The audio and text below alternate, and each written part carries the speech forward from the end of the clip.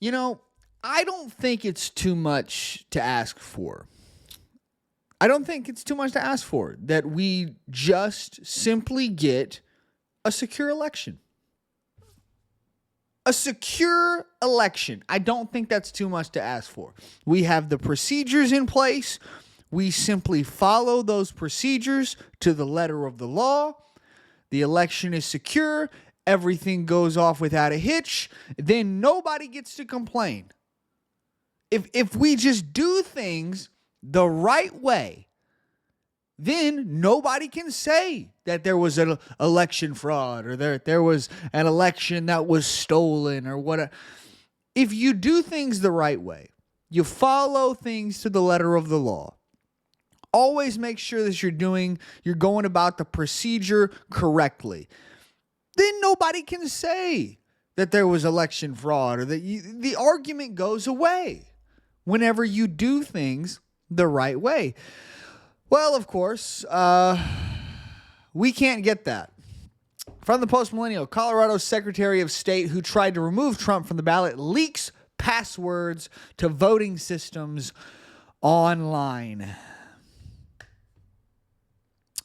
I am flabbergasted, ladies and gentlemen. Let's get into the news. Let's see let's just see what she did. I was going to say something a little bit more insulting, but I will control my tongue. Let's continue. Colorado Secretary of State Jenna Griswold's office has come under fire for posting a spreadsheet containing voting system passwords to its website. Colorado Republican Party Vice Chair Hope Scheppelman sent a mass email containing an affidavit from someone who claimed to have downloaded the Excel file from the website and discovered that the passwords were in a hidden tab on the website that could be revealed by clicking Unhide. 9 News reported. In a statement, a spokesperson for Griswold's office said the department is working to remedy this situation where necessary. They added the department took immediate action as soon as it was aware of this and informed the Cybersecurity and Infrastructure Security Agency, which closely monitors and protects the county's essential security infrastructure. The passwords were BIOS passwords and are a part of a security process for voting machines in the state. The passwords are used to configure system settings. A spokesperson for the office said there are 2 unique passwords for every election equipment component, which are kept in separate places and held by different parties. Passwords can only be used with physical in-person access to a voting system. Griswold told the outlet, to be very clear, we do not see this as a full security threat to the state. Well, of course you don't, seeing as how your job is on the line. Let's continue. This is not a security threat. There are 2 passwords to get into any voting component, along with physical access. We have layers of security, and out of just an abundance of caution, have staff in the field changing passwords, looking at access logs, and looking at the entire situation and continuing our investigation. She said that the spreadsheet had been up on the website for several months before it was discovered. Full stop. Full stop. This right here is why voting machines should not be allowed. Okay? We have already seen in the past, if you've ever gone to any of these hacker conventions, or you can watch the videos online at these hacker conventions where they go to these conventions and these hackers specifically show people how easy it is to hack these machines. They'll do it right in front of you. They say, okay, here's how the votes look right now. And then they do a little bit of work. Boom, now the votes have all switched. It's very simple and easy. Okay? And these hackers know how to do this. And this woman has made it easier for these hackers to do this by leaking these passwords. And not only that, I'll get to this in just a second. This is not the only time where her office, her office that she's in charge of, has shown themselves to be incompetent at worst and evil at well, excuse me, I said that wrong. Incompetent at best and evil at worst. Let's continue. Griswold did not inform county clerks about the passwords, saying, "We did not decide not to disclose something to county clerks. We were actively investigating along with federal partners. We want to try to take as measured of approaches to situations as possible and gather good information. So along those lines, we are still in an active investigation."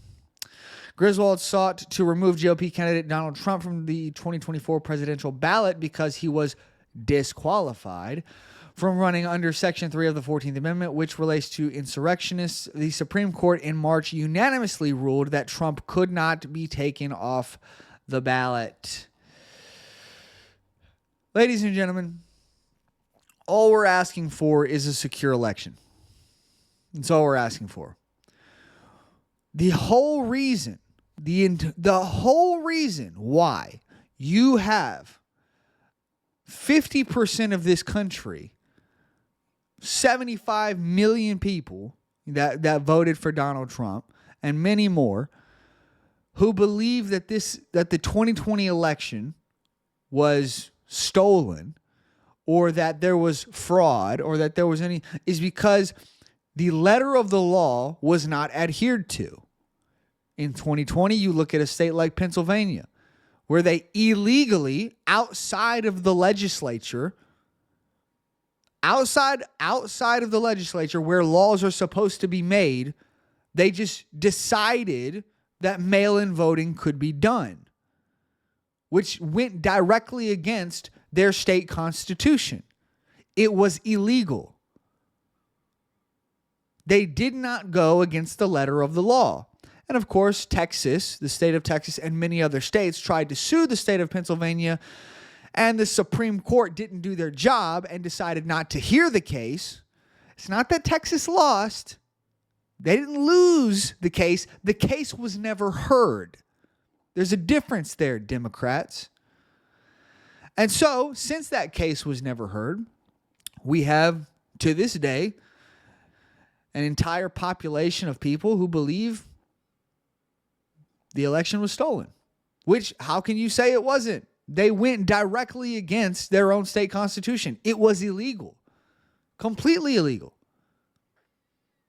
And that right there affects every other state in the country because it was a presidential election. I don't know, man. It's frustrating. It's frustrating because now, I mean, no matter what happens, people are going to be able to point to things like this and say, this looks like it was stolen. No matter what happens.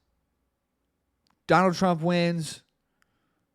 Kamala Harris wins. People are going to be able to point. And there's been several other things. For example, up in Pennsylvania, they were shutting down voting locations early, even though the governor told them not to. And the Trump campaign actually has recently won a lawsuit against Bucks County for doing exactly that, for shutting down these voting locations early, and the state had to increase the amount of time that people can go and vote in Bucks County. It's just frustrating because at the end of the day, this shouldn't be happening. Just simply do the right thing. This is part of your job. We have asked you as a part of your job to know what you're supposed to do and know what you're not supposed to do. Okay? And then you simply follow those things. If you're not supposed to post the passwords to your website, don't post the passwords to your freaking website. In a tab where all somebody has to do is press unhide. Oh, and there they are.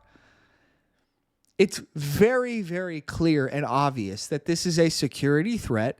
These voter machines are very easy for hackers to hack and to get into and to flip votes and to do whatever they want. We've seen this in the past. This is very easy for these hackers to do. And you've just made it easier for them. So the question on a lot of people's minds is this woman going to resign? And this is This is what she had to say. This is quite embarrassing. Not going to lie. A final question. This is not the first time that your office has made mistakes that have damaged voters' confidence in our elections. In 2022, your office sent out mailers to 30,000 non-citizens inviting them to register to vote. They, of course, are not eligible to register to vote. That same year, your office used Colorado's ballot tracking system to send messages to specific Coloradans encouraging them to vote when, in fact, they had already voted, causing confusion that had to be cleaned up by the county clerks. And now this leak of the voting system passwords. Given your office's repeated errors that have damaged confidence in our elections, which you say is paramount, will you resign? Absolutely not, Kyle. And I just want to, you're unfairly characterizing and leaving out some crucial information. A final question. Yes. Yeah. It's everyone else's fault, you see. It's everyone else's fault. He's just unfairly characterizing her, you know. It's not my fault. You're just leaving out information. You're unfairly characterizing me. I don't know, man. I don't. Do we need to arrest this woman? Like, does she need to be arrested? Like what's the deal here? Why is it that when it comes to the most important election, when it comes to the most important thing in our, I can't think of anything more important to the functioning of our government than elections. I can't think of anything more important. Because if the elections aren't done correctly, everything else falls apart. If the elections are not done right, then everybody thinks the system is false. The system is wrong. The system is broken. The system sucks. The system needs to be replaced. That's how you get revolutions. These things have to be done correctly. They have to be. Or people lash out. You have 50% of the country already that do not believe that their vote counts, that do not believe that our elections are secure. You cannot have this. When are we going to get some kind of accountability? When? I don't know, man. This woman should absolutely resign. She has, like, as this young man just said, she has a history of failure. A history of failure specifically when it comes to our elections. No matter what it is, somehow, all the time, several times throughout this woman's career, when it comes to our elections, she has always found a way to screw something up. Always. I don't see how we can sit here and call this incompetence. I believe this is malice. She is maliciously doing this. She's doing this on purpose. There's no other way to there's no other way to look at it. How on earth can you explain that every single time we have an election, this woman screws something up? It's the same woman screwing something up, making a mistake. You would think that after she's been called out multiple times now across several elections that she would get her crap together. If, of course, she was doing this out of incompetence. I don't see how we can say that. She's been called out multiple times. She has failed multiple times to protect our elections. And she's still doing the same old things over and over and over again. She needs to resign. She has to resign. We cannot have this. We can't have it.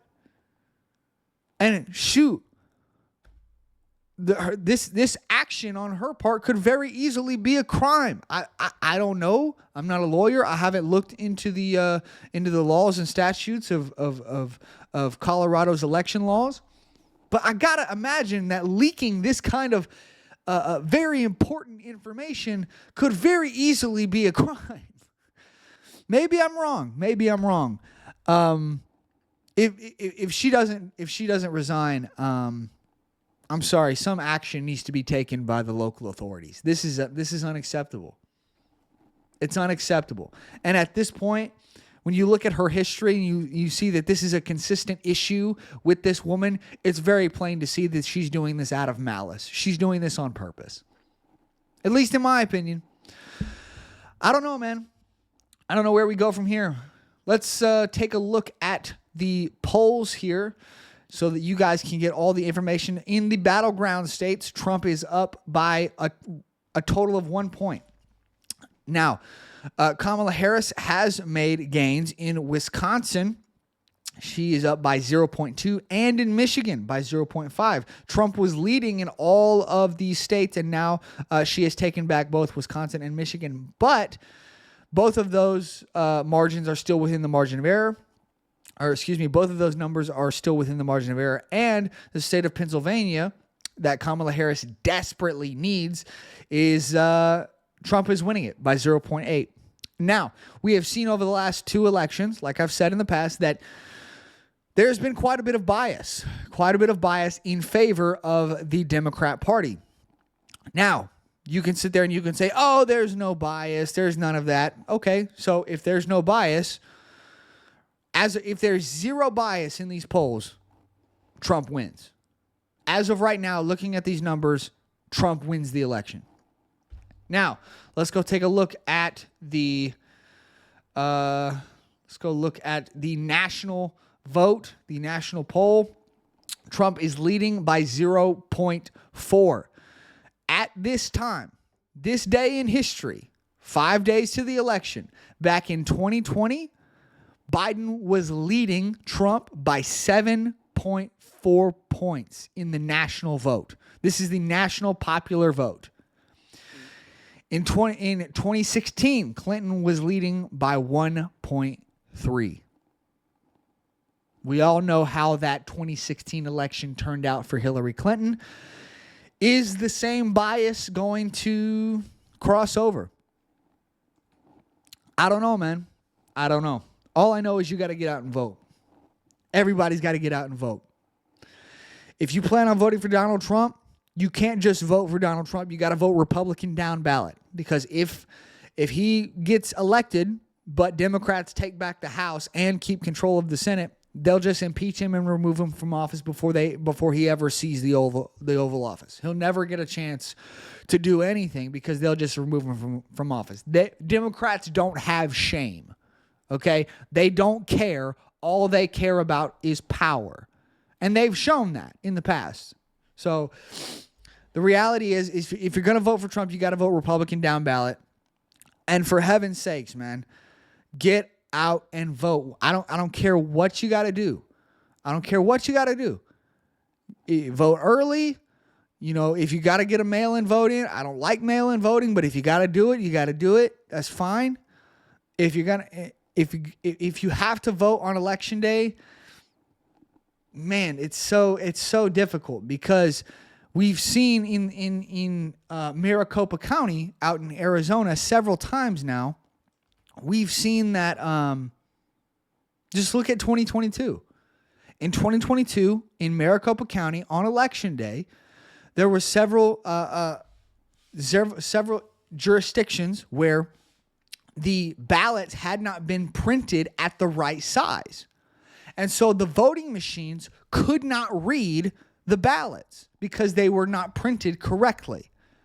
And of course, it caused all kinds of problems, all kinds of confusion, and it got, people ended up standing in long lines, and they eventually just said, I don't have time to wait in line any longer, and so they ended up leaving.